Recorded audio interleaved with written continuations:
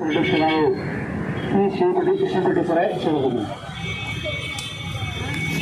പ്രിയമുള്ള വാർത്തകളെ സുഹൃത്തുക്കളെ, കഴിഞ്ഞ ഒരാഴ്ചത്തെ സമയം കൊണ്ട് അതിഭീമമായ രീതിയിലാണ് പെട്രോളിയം ഉൽപ്പന്നങ്ങളുടെ വില വർദ്ധിച്ചിരിക്കുന്നത്.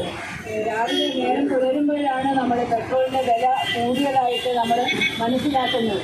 ഇത്തരത്തിൽ ഇരുട്ടടി പോലെയാണ് ഈ വില വർധന നമ്മളെ ബാധിച്ചിരിക്കുന്നത്. ഇതിൽ ഏറ്റവും കൂടുതൽ ബുദ്ധിമുട്ടാവുന്നത് വീട്ടമ്മമാർ തന്നെയാണ്. എല്ലാ സാധനങ്ങളും ഉപ്പ് തൊട്ട് കർപ്പൂരം വരെ എല്ലാ സാധനങ്ങൾക്കും പൂർണ്ണമായ വില വർധനയിലേക്കാണ്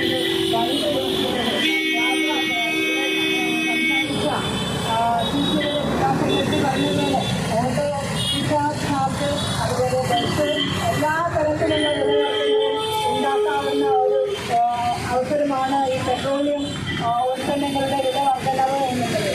കുറഞ്ഞ വിലയ്ക്ക് പെട്രോളിയം ഉൽപ്പന്നങ്ങൾ ഇറക്കുമതി ചെയ്യാവുന്ന രാജ്യങ്ങൾ, റഷ്യ പോലുള്ള രാജ്യങ്ങളിൽ നിന്ന് പോലും ഇറക്കുമതി ചെയ്യാവുന്ന തരത്തിലുള്ള കാര്യങ്ങൾ ഉണ്ടെങ്കിലും അമേരിക്കൻ സാമ്രാജ്യത്വത്തിൻ്റെ സമ്മർദ്ദത്തിൽ അതുകൂടി കഴിയാത്ത ഒരവസ്ഥയിലാണ് നമ്മുടെ ഭരണകൂടം. ഭരണകൂടം അമേരിക്കൻ സാമ്രാജ്യത്വത്തിന് അടിയറ വെക്കുന്ന രീതിയിലാണ് കാര്യങ്ങൾ മുന്നോട്ട് പോയിക്കൊണ്ടിരിക്കുന്നത്. കുറഞ്ഞ വിലയിൽ അന്താരാഷ്ട്ര മാർക്കറ്റിൽ നിന്നും എണ്ണ വാങ്ങാൻ പോലും സ്വാതന്ത്ര്യമില്ലാത്ത തരത്തിൽ നമ്മുടെ രാജ്യം അധപ്പതിച്ചിരിക്കുന്നതായിട്ടാണ് നമ്മൾ കാണുന്നത്. ഇത്തരത്തിൽ നേരത്തെ ഇവിടെ സൂചിപ്പിച്ചതുപോലെ കോർപ്പറേറ്റ് മുതലാളിമാരിൽ നിന്ന് ഭീമമായ തുക ഇലക്ഷൻ പ്രചരണത്തിന് വേണ്ടി വാങ്ങിക്കൊണ്ട് ആണ് ദുർവ്യയം ചെയ്തുകൊണ്ടുള്ള ഇലക്ഷൻ പ്രചരണങ്ങൾ നടന്നത്. അതിൻ്റെ റിസൾട്ട് അറിഞ്ഞ ഉടനെ തന്നെയാണ് ഇത്തരത്തിൽ വലിയ വില വർധനവ് ഉണ്ടായിട്ടിരിക്കുന്നത്. ഇതിന് കാരണം അവരിൽ നിന്ന് വാങ്ങിയിരിക്കുന്ന ഭീമമായ തുകകൾ തിരിച്ചവർക്ക് കൊടുക്കേണ്ടതുണ്ട്.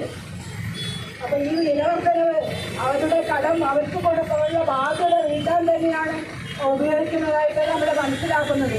അപ്പോൾ ഇതിനെതിരെ ശക്തമായ ജനകീയ പ്രക്ഷോഭങ്ങൾ, നേരത്തെ പറഞ്ഞ പോലെ കർഷക സമരത്തിൻ്റെ മാതൃകയിൽ ശക്തമായ പ്രക്ഷോഭങ്ങൾ വളർന്നു വരേണ്ടതുണ്ട്.